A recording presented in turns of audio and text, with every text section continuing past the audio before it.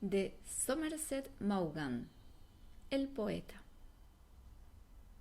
No siento gran interés por la gente célebre y no puedo soportar a esas personas que tienen la pasión de codearse con las grandes figuras. Cuando alguien me propone presentarme a una persona que se distingue de sus semejantes, ya sea por su categoría social o por sus proezas, trato por todos los medios de buscar una excusa aceptable que me permita evitar el honor del encuentro. Por lo tanto, cuando mi amigo Diego Torre dijo que iba a presentarme al señor de Santa Ana, rehusé inmediatamente. Este señor de Santa Ana no era solo un renombrado poeta, sino también una figura romántica, y a pesar de todo me hubiese gustado saber cómo sería en la pobreza un hombre cuyas aventuras, por lo menos en España, eran legendarias, pero supe, al mismo tiempo, que era ya un anciano y que estaba enfermo, y no pude menos de pensar que hubiese sido para mí una molestia tener que encontrarme con un desconocido y extranjero a la vez.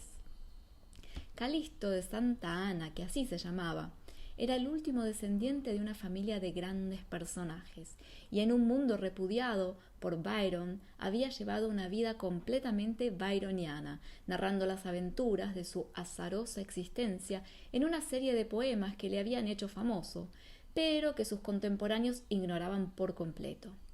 No me considero capaz de juzgar el valor que puedan haber tenido, pues los leí por primera vez cuando contaba 23 años. Entonces me sedujeron, denotaban pasión, altiva arrogancia y estaban llenos de vida.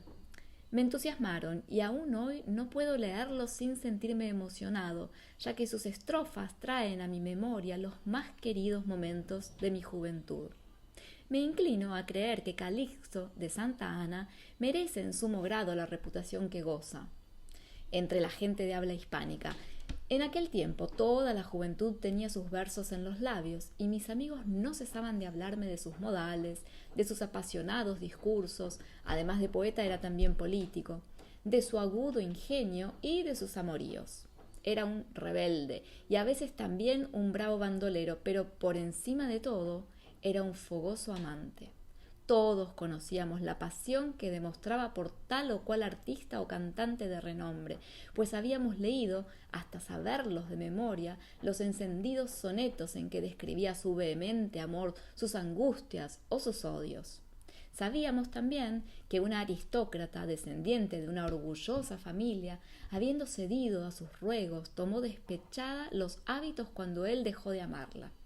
Aplaudimos el romántico rasgo de la dama, ya que realzándola a ella halagábamos a nuestro poeta. Pero todo esto sucedió hace muchos años, y durante un cuarto de siglo don Calixto se retiró desdeñosamente del mundo, que ya nada podía brindarle, viviendo solitariamente en Écija, su pueblo natal. Hacía 2 semanas que se encontraba en Sevilla, y cuando di a conocer mi intención de trasladarme allí, no por interés de conocerle, sino porque se trata de un pueblecito andaluz muy simpático y al que me unen gratos recuerdos, don Diego Torre se ofreció a darme una carta de presentación.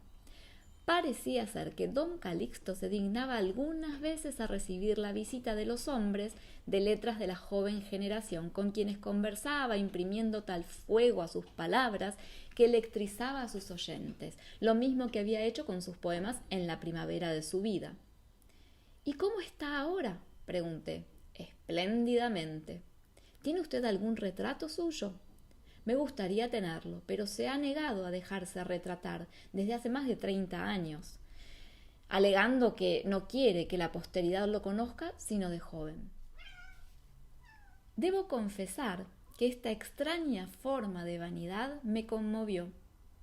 Se sabía que en su juventud había sido un hombre muy esbelto, y en una estrofa escrita cuando comprendió que se desvanecería su aspecto juvenil, revelaba con qué amarga e irónica angustia contemplaba cómo esa gallardía, que había sido la admiración de todos, iba desapareciendo.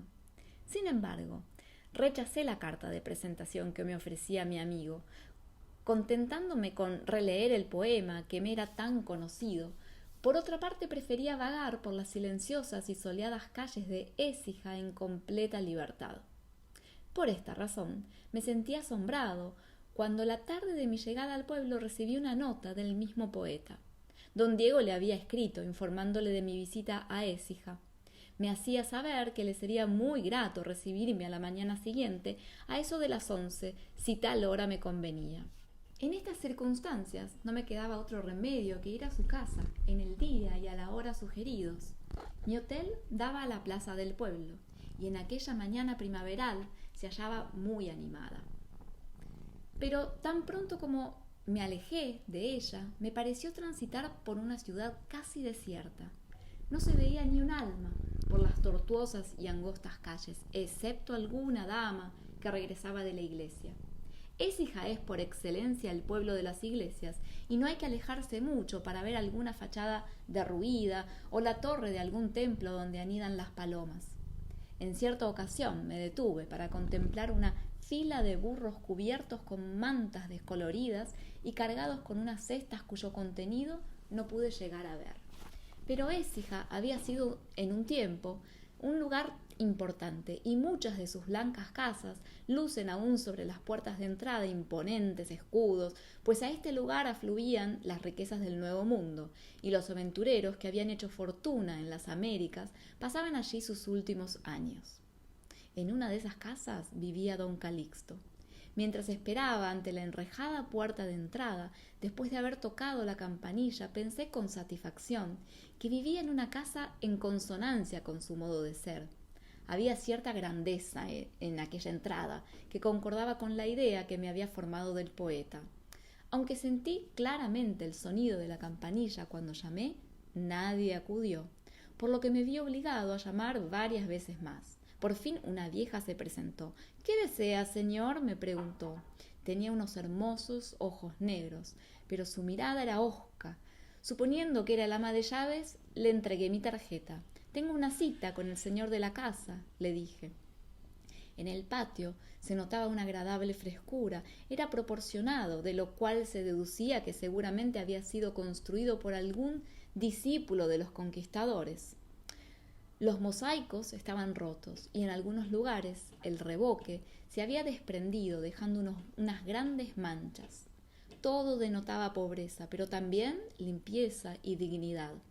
Yo sabía ya que don Calixto era pobre. Había ganado dinero con facilidad, pero no habiéndole dado importancia lo había gastado sin miramientos. Era evidente que vivía una penuria que desdeñaba tomar en consideración. En el centro del patio había una mesa y 2 sillones, y sobre aquella varios periódicos de 15 días atrás. Me pregunté qué sueños cruzarían por su mente cuando se sentaba allí a fumar un cigarrillo en las calurosas noches de verano. De las paredes pendían varios cuadros típicamente españoles, algunos de ellos ennegrecidos y francamente feos, y aquí y allá unos varguenios sobre los cuales se veían algunas remendadas estatuas de barro. De una puerta colgaban 2 pistolas, y pensé que tal vez hubieran sido utilizadas en el duelo celebrado a causa de la bailarina Pepa Montañés, la cual supongo que es ahora una bruja desdentada y vieja, en el que había matado al duque de 2 hermanas. Este escenario, con las vagas reminiscencias que traía a la memoria, cuadraba tan perfectamente con el ambiente y la manera de ser del poeta, que me quedé completamente subyugado por el lugar. Su noble indigencia le rodeaba de una aureola de gloria tan grande como la misma grandeza de su juventud. Se notaba que él también tenía el alma de los viejos conquistadores, y era decoroso que terminara sus días en aquella arruinada y magnífica casa. Pensé que esta era la forma en que debía vivir y morir un poeta de su talla. Me sentía bastante sereno, aunque a la vez un poco enfadado ante la perspectiva de enfrentarme con él. Comencé a ponerme nervioso y encendí un cigarrillo. Había llegado puntualmente y me preguntaba cuál podía ser el motivo del retraso del viejo poeta. El silencio que reinaba por doquier era ciertamente molesto. Fantasmas del pasado parecían cruzar el patio, mientras una época lejana surgía ante mis ojos. Los hombres de entonces poseían un espíritu aventurero y audaz que casi ha desaparecido hoy. No somos capaces de emular sus hazañas temerarias ni sus teatrales proezas. Sentí un leve ruido y mi corazón comenzó a latir con fuerza. Cuando al fin lo vi bajar lentamente la escalera, contuve la respiración. Llevaba en la mano mi tarjeta. Era un hombre viejo, alto y excesivamente delgado. Su apergaminado rostro tenía el color del marfil antiguo. Su cabello era blanco y abundante, pero sus frondosas cejas conservaban aún un color negro, lo que contribuía a que fuese más lúgubre el resplandor de sus grandes ojos. Era extraño ver que a su edad sus enormes ojos negros conservaban aún todo su brillo. Su nariz era aguileña y más bien pequeña su boca. No apartaba sus ojos de mí mientras se acercaba y se notaba en su mirada que se formaba un juicio sobre mi persona. Vestía un traje negro y en la mano llevaba un sombrero de ala ancha.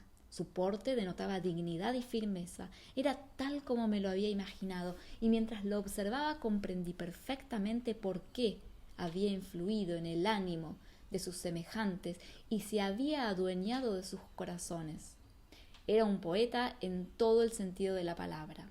Llegó al patio y se dirigió lentamente hacia mí. Tenía, en verdad, unos ojos de águila. Sentí una emoción incontenible, viendo ante mí al heredero de los grandes poetas de España, el inmortal Herrera, el tan recordado y patético Fray Luis, el místico San Juan de la Cruz y el avinagrado y oscuro Góngora de gran renombre. Era el único sobreviviente de ese linaje de grandes hombres y un digno representante de ellos. En mi corazón resonaban las bellas y tiernas canciones que habían hecho tan famoso el lirismo de don Calixto. Cuando estuvo ante mí, me turbé y pronuncié la frase que había preparado y con la cual pensaba saludarlo. Conceptúo como un alto honor, maestro, que un extranjero como yo haya podido trabar conocimiento con un poeta de su fama. Pude ver en sus penetrantes ojos cuánto le divertía la ocurrencia. Una leve sonrisa se dibujó un instante en sus austeros labios. Disculpe, señor, no soy poeta, soy un simple comerciante. Se ha confundido usted. Don Calixto vive acá al lado. Me había equivocado de casa.